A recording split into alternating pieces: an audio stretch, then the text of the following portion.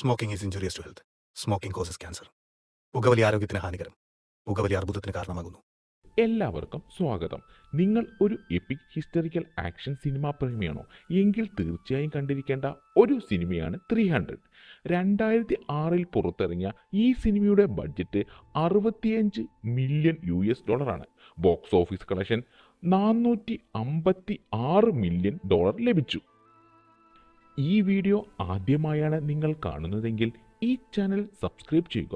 തൊട്ടടുത്തുള്ള bell icon enable ചെയ്യുക. Video ഇഷ്ടപ്പെട്ടെങ്കിൽ ലൈക്ക് ചെയ്യുക, ഷെയർ ചെയ്യുക. ഈ സിനിമ നിങ്ങൾ കണ്ടവരാണെങ്കിൽ സിനിമയെക്കുറിച്ചുള്ള അഭിപ്രായം കമൻറ്റ് ബോക്സിൽ രേഖപ്പെടുത്തുക. ഈ സിനിമയുടെ ലിങ്ക് ഡിസ്ക്രിപ്ഷൻ ബോക്സിൽ നൽകിയിട്ടുണ്ട്. ഇനി സിനിമയിലോട്ട് വരാം. 2007 പുറത്തിറങ്ങിയ ഒരു അമേരിക്കൻ ഇതിഹാസ ചരിത്ര യുദ്ധചിത്രമാണ് 300. സാക് സ്നൈഡർ സംവിധാനം ചെയ്ത ഈ ചിത്രത്തിന് കർട്ട് ജോൺസ്റ്റാഡ്, മൈക്കൽ ബി. ഗോർഡൻ എന്നിവർ ചേർന്ന് തിരക്കഥ രചിച്ചിട്ടുണ്ട്. ഫ്രാങ്ക് മില്ലർ, ലിൻ വാർലി എന്നിവർ ചേർന്ന് 1998 പുറത്തിറങ്ങിയ കോമിക് ബുക്ക് ലിമിറ്റഡ് സീരീസ് എന്ന പേരിൽ പുറത്തിറങ്ങിയ ഈ ചിത്രത്തിന് ഗ്രീക്കോ പേർഷ്യൻ യുദ്ധങ്ങളിലെ തെർമോപൈലെ യുദ്ധത്തിന്റെ സാങ്കല്പിക പുനരാഖ്യാനമാണ് ഈ ചിത്രം.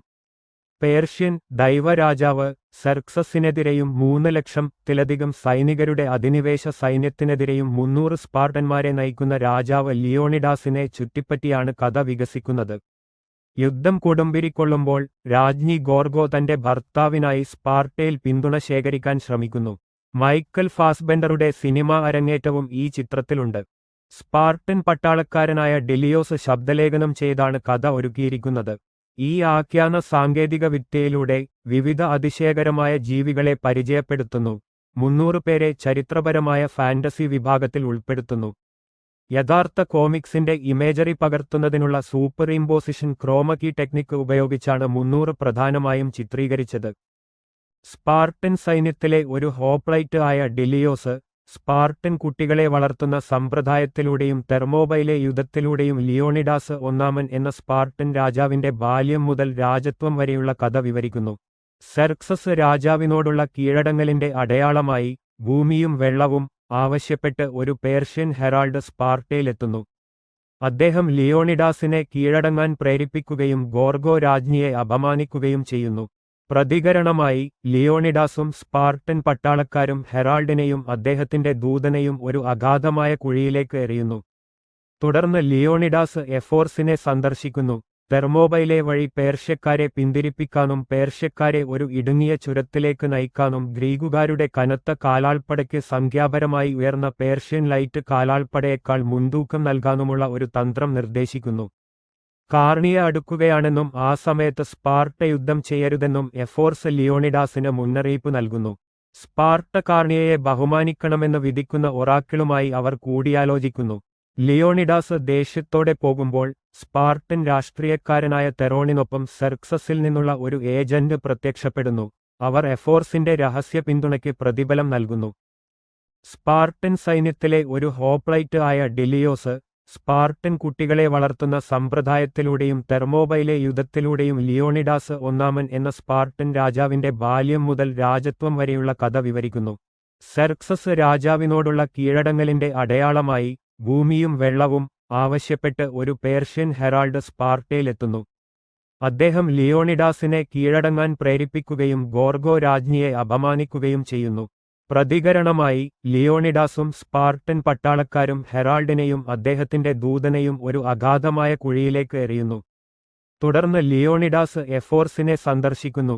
തെർമോപൈലെ വഴി പേർഷ്യക്കാരെ പിന്തിരിപ്പിക്കാനും പേർഷ്യക്കാരെ ഒരു ഇടുങ്ങിയ ചുരത്തിലേക്ക് നയിക്കാനും ഗ്രീക്കുകാരുടെ കനത്ത കാലാൾപ്പടയ്ക്ക് സംഖ്യാപരമായി ഉയർന്ന പേർഷ്യൻ ലൈറ്റ് കാലാൾപ്പടയേക്കാൾ മുൻതൂക്കം നൽകാനുമുള്ള ഒരു തന്ത്രം നിർദ്ദേശിക്കുന്നു.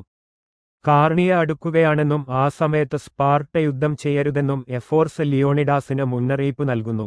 സ്പാർട്ട കാർണിയയെ ബഹുമാനിക്കണമെന്ന് വിധിക്കുന്ന ഒറാക്കിളുമായി അവർ കൂടിയാലോചിക്കുന്നു. ലിയോണിഡാസ് ദേഷ്യത്തോടെ പോകുമ്പോൾ സ്പാർട്ടൻ രാഷ്ട്രീയക്കാരനായ തെറോണിനൊപ്പം സെർക്സസിൽ നിന്നുള്ള ഒരു ഏജന്റ് പ്രത്യക്ഷപ്പെടുന്നു. അവർ എഫോർസിന്റെ രഹസ്യ പിന്തുണയ്ക്ക് പ്രതിഫലം നൽകുന്നു. 2-ാം ദിവസം സെർക്സസ് യുദ്ധ ആനകളും ഒരു കവചിത കാണ്ടാമൃഗവും ഉൾപ്പെടെ പുതിയ സൈന്യങ്ങളെ അയക്കുന്നു. പക്ഷേ ഫലമുണ്ടായില്ല. അതേസമയം കോപാകുലനായ എഫിയൽസ് സെർക്സിലേക്ക് കൂറുമാറി സമ്പത്ത്, സ്ത്രീകൾ, യൂണിഫോം എന്നിവയ്ക്കായി രഹസ്യപാത വെളിപ്പെടുത്തുന്നു. എഫിയൽറ്റിന്റെ വഞ്ചനയെക്കുറിച്ച് അറിഞ്ഞപ്പോൾ അർക്കാഡിയക്കാർ പിൻവാങ്ങുന്നു, പക്ഷേ സ്പാർട്ടക്കാർ അവിടെ തന്നെ തുടരാൻ തീരുമാനിക്കുന്നു.